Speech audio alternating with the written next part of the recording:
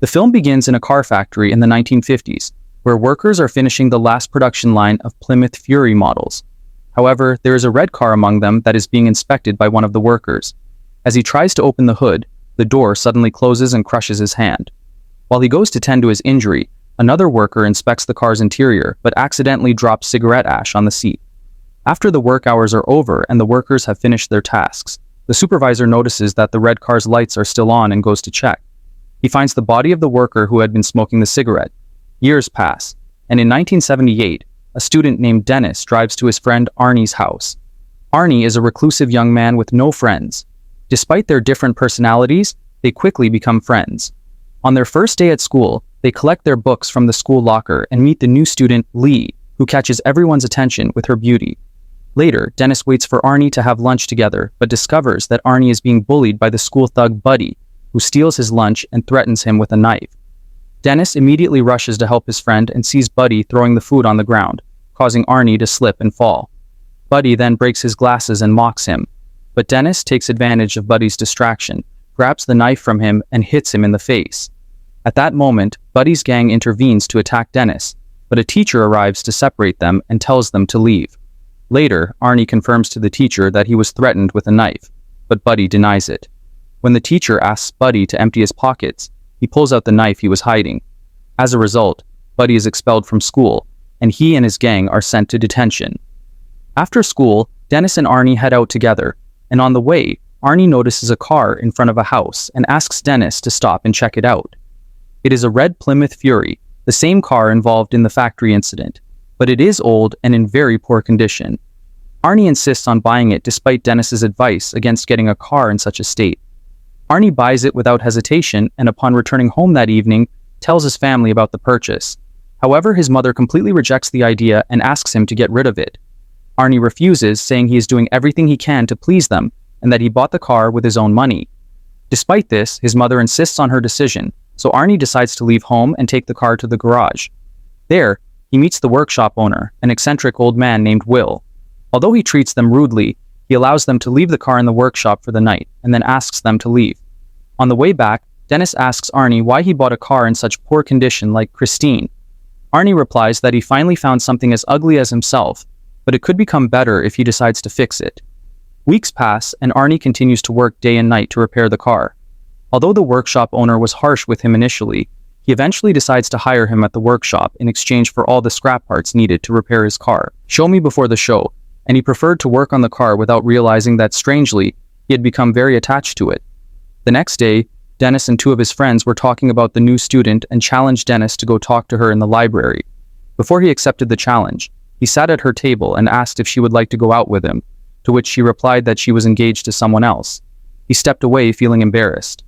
After school, he went to Arnie's house to talk since they hadn't seen each other much, but when he arrived, he found Arnie had become a different person. He no longer wore glasses and had different clothes, showing signs of rebellion, even refusing to speak to him. Dennis left to continue working in the workshop, and Arnie's mother tried to stop him, but he ignored her and left.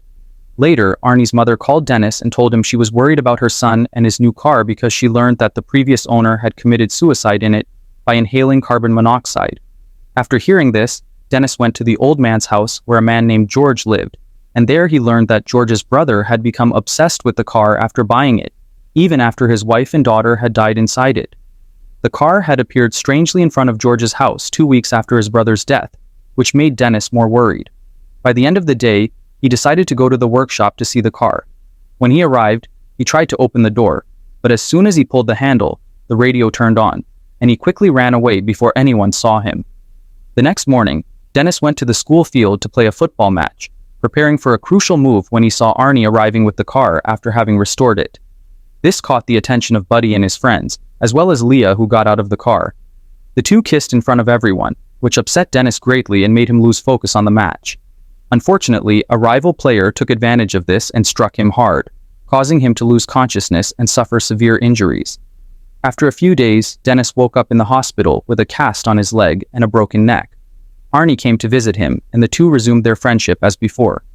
Dennis told Arnie that due to what happened in the match, he wouldn't be able to play football again and could have been paralyzed. He asked how Arnie managed to restore the car so quickly, but Arnie gave no clear answer other than he had put in a lot of effort. The conversation took another turn when Arnie told Dennis that he had had his family register the car in his name and that he was leaving school. Dennis noticed that Arnie's personality had completely changed and that there was something bad within him.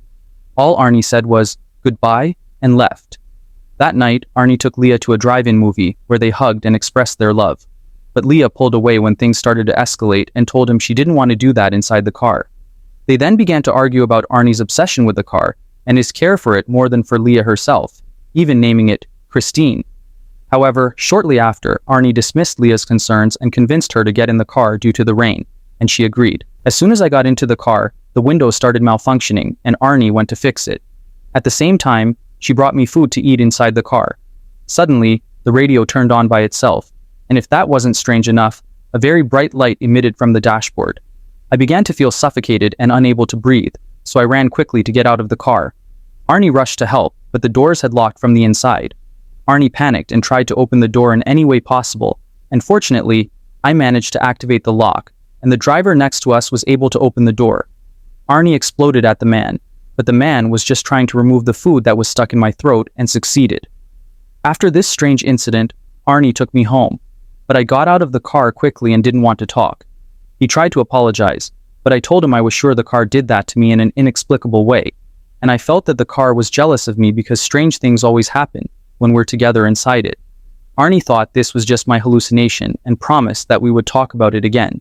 He then went back to the car, but found that he couldn't start it. Arnie started talking to Christine, telling her that what happened with me wouldn't change anything, that she would remain his car, and that he loved her.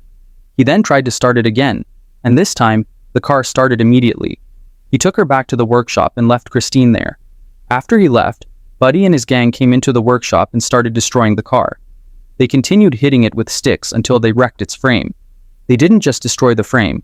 One of Buddy's gang members started tearing up the seats and destroying the radio. The next day, Arnie and I reconciled and went together to the workshop so Arnie could retrieve his wallet from the car. But Arnie was shocked to find Christine destroyed. I asked him who did it and tried to console him, but he couldn't control his anger and asked me to leave. During dinner, Arnie told his family what happened. They tried to console him and said they would help him get a new car, but this only upset him more because he knew my family didn't like Christine, and he began to blame them, saying that if they had allowed him to park his car in their garage, this would never have happened. He spoke sharply to them, then left and went to his room. His father tried to make him apologize to his mother, but he refused and continued his rebellious behavior, which led his father to hit him, but Arnie retaliated with a powerful blow that nearly killed his father. Hours later, Arnie was still obsessed with Christine, so he went back to the workshop and decided to repair her piece by piece until she was as she was before. He was surprised when the car started fixing its engine by itself in a strange way. Arnie asked Christine to show him what she could do next, and the car began to repair itself effortlessly. Meanwhile, one of Buddy's gang members, named Mochi, had taken a truck with its driver and stopped it on a highway. Mochi continued on his way until he heard the sound of a car engine from a distance, and when he got closer, he saw Christine standing in the middle of the road in front of him. Mochi was scared and began to suspect that Arnie was inside the car, and he tried to justify his actions. The car's headlights flashed on and it sped towards him, and Mochi ran quickly and managed to leap off the bridge before the car could hit him. He thought the car would crash into him, but Christine suddenly appeared and continued chasing him. Mochi kept running and jumped through a gate leading to an old storage building. He then ran down a narrow corridor, with Christine appearing right behind him and enjoying the chase. Eventually, Mochi found himself cornered with the car right in front of him. He pulled a knife from his pocket and threatened the person inside the car, but Christine began to move. Despite the narrow space, it squeezed itself in. The next morning, Arnie went to Dennis's room and told him what had happened to Mochi. Dennis was skeptical and puzzled by how quickly Christine had been repaired after being destroyed, but Arnie didn't respond and left. On his way out, he encountered Detective Jenkins, who told him he was investigating the destruction of the car and Mochi's death, who had been cut in half. Jenkins told Arnie he knew nothing about Mochi's death, although he was pleased with the news. The detective began to suspect him, mentioning he had heard testimony about the car and its unusual quick repairs, which was the last straw. Arnie lost his temper and left without saying anything, then called Leah and tried to persuade her to meet him, but she refused, increasing his frustration. Meanwhile, Patty and his friend Don were buying drinks and drove halfway. Midway, a car with its lights on appeared heading towards them, so Patty stopped to see who it was, but the lights prevented them from seeing clearly. He tried to reverse, but the car did the same, revealing itself to be Christine. Paddy, enraged, sped up and stopped at a gas station where his friend Richie worked. He got out of the car, took a metal rod, and prepared to confront the person inside the car. Suddenly, Christine appeared with a wild speed and rammed into Paddy's car without hesitation. Paddy suspected Arnie was driving and challenged him to confront him. Christine charged at Paddy's car again, this time pushing it towards the workshop. At that moment, Richie was inside the workshop and was pushed against the wall by the car. The wrecked car started leaking gasoline, which reached Richie's feet. Paddy's car caught fire, and when the gasoline ignited, it set the whole workshop ablaze, taking Richie with it. Paddy witnessed this and ran to save himself, but Christine emerged from the burning workshop and went after Paddy. In the dark, empty road, the burning car saw Paddy running at full speed, and in the end, the bloody car ran him over and left him burning on the ground. After some time, Will heard a car approaching, and when he opened the workshop door, he found Christine filled with smoke and rushed towards it to see who was inside. He tried to open the door, but the car was too hot, so he used an old cloth to open it but found no one inside, which was strange. Nevertheless, he decided to drive the car to investigate. Christine took advantage of this mistake, locked the door to leave no witnesses, and crushed the seat against the dashboard. The next day, Arnie returned to the workshop and found several police cars there. He met Detective Jenkins, who told him that his boss had been found dead inside the car, and even more strangely, the scene indicated suicide as the gun was found with him inside the car. Arnie said he didn't know what could have happened but suspected Christine might have done it. Christine appeared again, fully repaired. At the same time, Dennis returned home and received a call from Leah, who asked to speak with him. She went to him and expressed her suspicion that the car was controlling Arnie in a certain way, making him act strangely and violently. Dennis couldn't believe Arnie would do anything bad, but if the car was controlling his mind, it needed to be destroyed. After their conversation, Leah left, but seconds later, Arnie appeared with Christine and asked Dennis to take them for a drive. On the way, Arnie started drinking excessively and speeding, even letting his hand off the steering wheel, and let the car move on its own. This behavior troubled Dennis, who thought about talking to Arnie about it. He told Arnie that he no longer controlled his car, but Arnie responded with a threatening tone, saying that nothing or no one could stand in Christine's way. To prove his point, Arnie floored the gas pedal, swerved into another lane, and nearly collided with an oncoming car. Dennis felt that Arnie was on the brink of madness. The next day, he left a note on the car asking Arnie to meet him at the workshop that night. At the appointed time, Dennis and Leah waited for Arnie at the workshop, but he did not show up. They decided to use an excavator and brought it into the workshop. They agreed that Leah would stay in the room and close the gate when Arnie arrived, and once he moved, Dennis would use the excavator to destroy Christine. They followed through with the plan, and Leah went to the room. What they did not know was that Christine was hidden among a pile of scrap in the workshop. Suddenly, the car's headlights turned on and it began to move towards Leah. Instinctively, Leah grabbed onto a hanging tire and avoided the car at the last moment, but Christine didn't let up and began attacking her again. Dennis intervened, positioning the excavator's arm in front of the car, saving Leah from a collision. Christine then backed away and moved to another part of the workshop. Dennis began maneuvering the excavator towards her. However, it turned out that Christine was not moving on its own. Arnie was controlling it under its influence. Suddenly, the car's lights came on, and within seconds, it had fully repaired itself. Unfortunately, the excavator stopped working, and Dennis tried to restart it. At the same moment, the car lunged towards the room, aiming to kill Leah permanently. Leah panicked, and the impact threw Arnie through the windshield. Leah rushed to check on Arnie, but he startled her with a sudden grip, and his body was badly injured from the glass.